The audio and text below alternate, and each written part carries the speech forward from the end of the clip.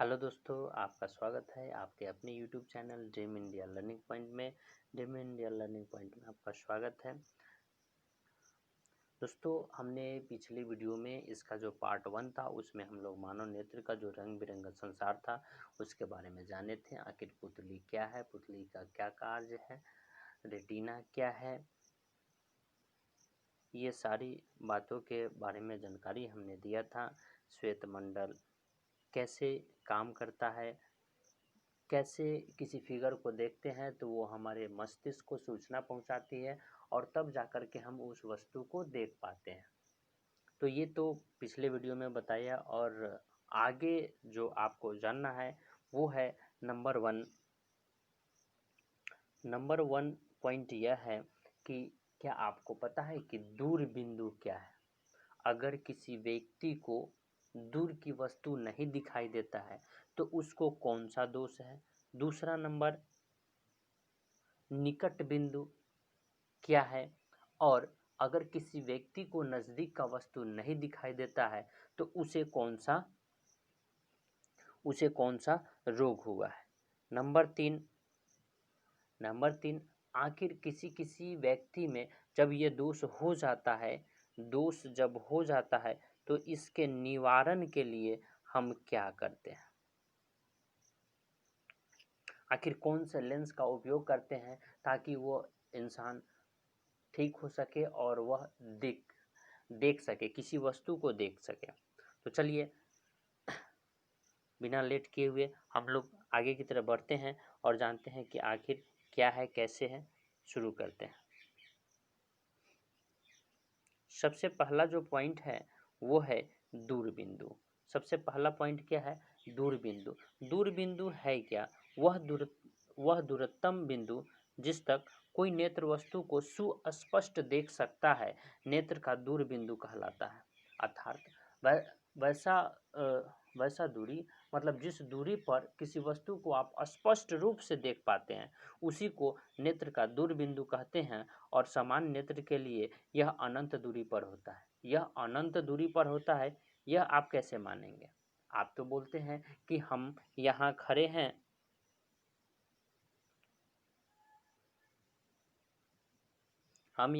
हैं, तो यहाँ से हमें कुछ दूरी पर की ही वस्तु दिखाई देता है, तो फिर अनंत तक कैसे हो गया? तो आप यहाँ खड़े हैं और यहाँ पर सनलाइट है, तो क्या आप यह देख पाते हैं कि नहीं देख पाते हैं? आप बताइए। तो आप अफकोर्स देख पाते हैं। क्यों? क्योंकि यह अनंत पर है और आप इसको सुस्पष्ट देख पाते हैं, इसीलिए कहा गया इसको दूरबिंदु। इसको क्या कहा गया? दूरबिंदु। चलिए आगे की तरफ बढ़ते हैं और यह है निकटतम बिंदु। कौन सा है? निकटतम बिंदु। निकटतम बिंदु क्या है? वह न्यूनतम दूरी जिस पर रखी कोई वस्तु बिना तनाव के अत्यधिक स्पष्ट देखी जा सके उसे नेत्र का निकट बिंदु कहते हैं। निकट बिंदु क्या है? तो वह न्यूनतम दूरी जिस पर रखी कोई वस्तु बिना तनाव के, मतलब आंख को बड़ा या छोटा नहीं करना पड़े और आप मतलब तनाव नहीं, अंदर से तनाव नहीं बने ताकि आपको परेशानी नहीं हो, तो अगर आप अपने नज़दीक की वस्तु को आप स्पष्ट रूप से देख पाते हैं तो उसे निकट बिंदु कहते हैं। उसको क्या कहते हैं? निकट बिंदु। आखिर यह निकट बिंदु एक मानव के लिए, एक मनुष्य के लिए कितना होना चाहिए? तो यह किसी सामान्य दृष्टि के कारण वयस्क के लिए निकट बिंदु लगभग 25 सेंटीमीटर होता है। 25 सेंटीमीटर पर रखी वस्तु आप स्पष्ट रूप से देख पाते हैं। इसे सुस्पष्ट दृष्टि की न्यूनतम दूरी भी कहते हैं। यह भी क्वेश्चन कितना बार पूछ दिया है कि सुस्पष्ट दृष्टि की न्यूनतम दूरी क्या है, तो आपको बताना है 25 सेंटीमीटर। कितना? 25 सेंटीमीटर। अब अगला जो पॉइंट है वो है समंजन। समंजन क्षमता क्या है? अभिनेत्र लेंस की वह क्षमता जिसके कारण वह अपनी फोकस दूरी को समायोजित कर लेता है। समायोजित कर लेता है मतलब फोकस दूरी को अरेंज कर लेता है। वही क्या कहलाता है? समंजन क्षमता कहलाता है, जिससे लेंस की वक्रता पश्चमावी पेशियों द्वारा नियंत्रित की जाती है। जैसे लेंस की वक्रता पश्चमावी पेशियों द्वारा नियंत्रित की जाती है, इसी को क्या कहते हैं? समंजन क्षमता कहते हैं। क्या कहते हैं? समंजन क्षमता कहते हैं। चलिए आगे की ओर बढ़ते हैं। अब बात करते हैं ये समंजन क्षमता के कारण ही देखिए कुछ जो रोग होते हैं वो इस प्रकार हो जाते हैं। पक्षमावी पेशियां जो होती है वह शिथिल होती है। शिथिल मतलब वह थोड़ा सा फैल जाती है। लेंस का पतला हो जाना। अब लेंस पतला हो जाएगा तो उससे भी परेशानी होगा। लेंस की फोकस दूरी अगर बढ़ जाएगा तो इससे भी परेशानी होगा। दूसरा जो इसके अपोजिट में होता है वो अपोजिट में क्या है? पश्चमावी पेशियां जब सिकुड़ जाएगी तब क्या होगा? जब लेंस मोटा हो जाएगा तब क्या होगा? फोकस दूरी कम हो जाएगी तो कौन सा रोग होगा? मतलब ये दोनों पार्ट जो है यह रोग के लिए दिया गया है। और यह रोग इसके मोटा होने से या चौड़ा होने से कौन सा रोग होगा? लेंस के पतला हो जाने से कौन सा रोग होगा? और मोटा हो जाने से कौन सा रोग होगा? और इसकी जब फोकस दूरी बढ़ जाएगी या दूरी कम हो जाएगी तो इसे कौन सा बीमारी के नाम से जानते हैं? तो चलिए अभी अभी हम आपको बताते हैं कि ये इसको कौन से बीमारी कहेंगे। इसको दृष्टि दोष के नाम से जानते हैं। क्या नाम से जानते हैं? दृष्टि दोष। और दृष्टि दोष के साथ साथ ही हम उनका संशोधन भी करेंगे, अर्थात उनके निवारण के लिए क्या उपयुक्त होना चाहिए यह भी जानेंगे। एक जो वर्ड है वह है मोतियाबिंद। वह क्या है? मोतियाबिंद। मोतियाबिंद है क्या? यह अधिक उम्र में के कुछ व्यक्तियों के नेत्र में क्रिस्टलीय लेंस के दूधिया या धुंधला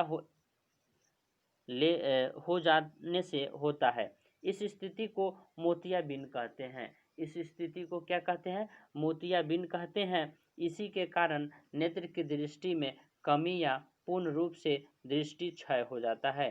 क्या हो जाता है? पूर्ण रूप से दृष्टि क्षय हो जाता है, जिसके कारण लोगों में ना तो वह दूर की वस्तु को देख पाते हैं और ना ही नज़दीक की वस्तु को वह साफ साफ देख पाते हैं। तो सबसे इम्पोर्टेंट कि मोतियाबिंद क्या है? तो मोतियाबिंद एक बीमारी है जो नेत्र में होता है और यह क्रिस्टलीय लेंस के दूधिया हो जाने से होता है। मोतियाबिंद का निवारण कैसे किया जा सकता है? तो मोतियाबिंद का मोतियाबिंद जो बीमारी है, जो नेत्र का बीमारी है, इसको शल्य चिकित्सक अर्थात ऑपरेशन के माध्यम से इसको ठीक किया जा सकता है और पुनः आप पहले की अवस्था में लौट सकते हैं। नेक्स्ट है निकट दृष्टि दोष। निकट दृष्टि दोष क्या है? तो निकट दृष्टि दोष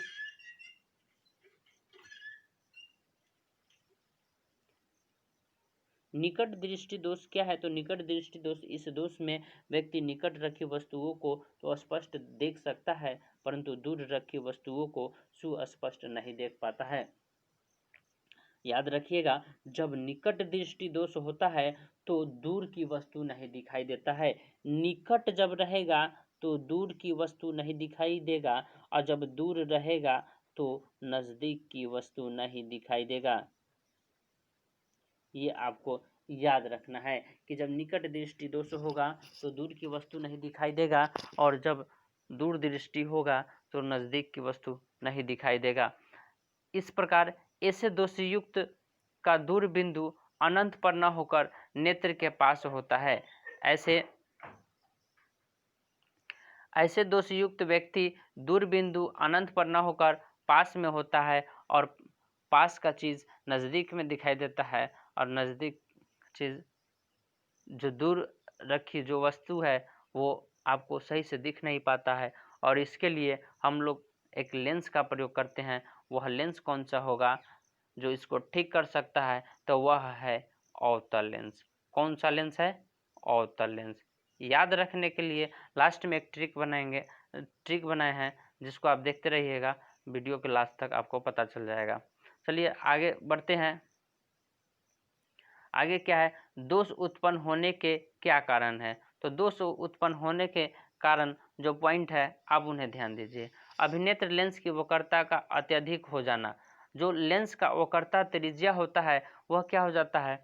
अत्यधिक हो जाता है, बढ़ जाता है। दूसरा, नेत्र गोलक का लंबा हो जाना। आपको ऊपर ही कुछ पॉइंट दिए थे जिसमें बताए थे कि नेत्र गोलक का लंबा हो जाना, शिथिल हो जाना, पतला हो जाना, इसके कारण ही दोष उत्पन्न होते हैं। तो नेत्र गोलक जब लंबा हो जाएगा तो उसे कौन सा दृष्टि दोष होगा? तो निकट दृष्टि दोष होगा। और वक्रता त्रिज्या बढ़ जाएगी तो कौन सा होगा? तो निकट दृष्टि दोष होगा। अब निवारण के लिए, इसके निवारण के लिए इस दोष से उपयुक्त कौन सा लेंस होगा? तो अवतल लेंस होगा। इस दोष को किसी उपयुक्त क्षमता के अवतल लेंस के उपयोग द्वारा संशोधित किया जा सकता है। तो कौन सा लेंस का उपयोग करेंगे? तो अवतल लेंस का। इस प्रकार से निकट दृष्टि दोष नेत्र का दूरबिंदु ये जो पॉइंट है आप इसे देख सकते हैं। अब निकट दृष्टि दोष नेत्र जो है वह दूर की वस्तु को सुस्पष्ट रूप से दिखाई नहीं पड़ता है, जबकि नजदीक की वस्तु दिखाई देता है। अब अगला जो पॉइंट है वह है दीर्घ दृष्टि दोष। क्या है? दीर्घ दृष्टि दोष। दीर्घ दृष्टि दोष युक्त कोई व्यक्ति दूर की वस्तुओं को तो स्पष्ट देख सकता है, स्पष्ट देख सकता है, परंतु निकट रखी वस्तुओं को सुस्पष्ट नहीं देख पाता है। ऐसे दोष युक्त व्यक्ति का निकट बिंदु सामान्य होता है। क्या होता है? सामान्य होता है।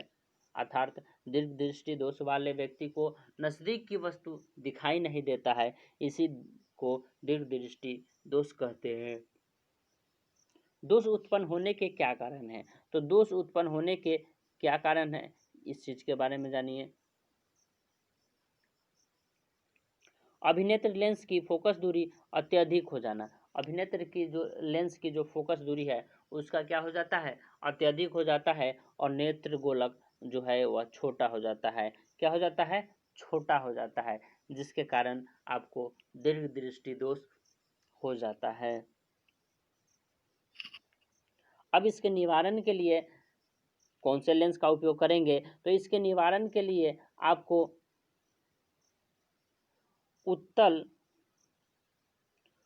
उत्तल लेंस की आवश्यकता पड़ेगी। इस दोष के निवारण के लिए आपको किस लेंस की आवश्यकता पड़ेगी? उत्तल लेंस का इस्तेमाल करना पड़ेगा। जब उत्तल लेंस का इस्तेमाल कीजिएगा तो आपका दूरदृष्टि दोष खत्म हो जाएगा। अर्थात आपको याद रखना है पॉइंट नंबर 1, और जो सबसे इम्पोर्टेंट है यह है, अगर दूरदृष्टि दोष होगा तो आप उसमें याद रखिएगा दूरदृष्टि दोष और निकट दृष्टि दोष में आप कौन से लेंस का यूज करेंगे? तो दूरदृष्टि में उत्तल और निकट दृष्टि दोष में अवतल लेंस का प्रयोग करेंगे। आखिर कैसे याद रहेगा? याद रखने का भी कोई ट्रिक होना चाहिए, तो चलिए आपको देता हूँ ट्रिक। दूर यानी कि 2 है, दूर यानी कि 2 है, उत्तल यानी कि 3 है। 2 के बाद 3 आता है, और निकट यानी कि 3 है, और अवतल यानी कि 4 है। मतलब 2 के बाद 3 और 3 के बाद 4, अर्थात दूर के बाद उत्तल, निकट के बाद अवतल। यह आपको याद रखने में मदद करेगा।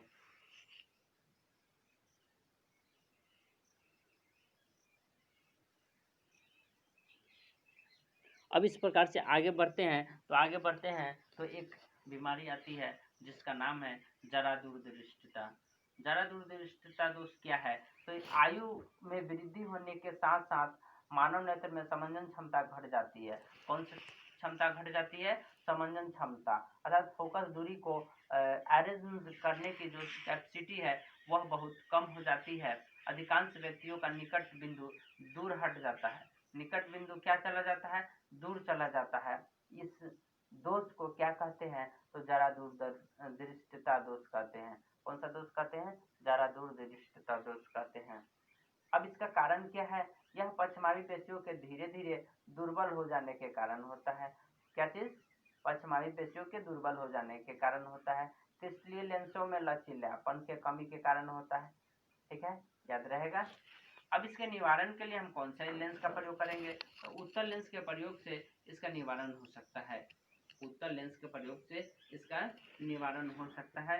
अब आपको याद रखना है कि जरा दूरदृष्टिता दोष का निवारण के लिए कौन से लेंस का प्रयोग किया जाएगा? तो उत्तल लेंस का प्रयोग किया जाएगा।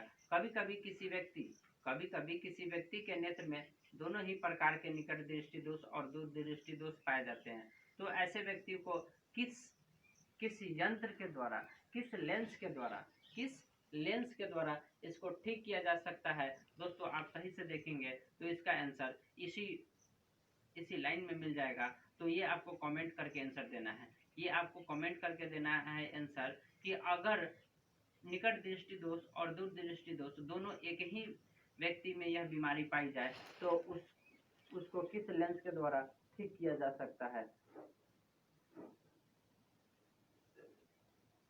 अब दोनों नेत्रों के सिरों पर सामने की ओर स्थित होने का लाभ क्या है?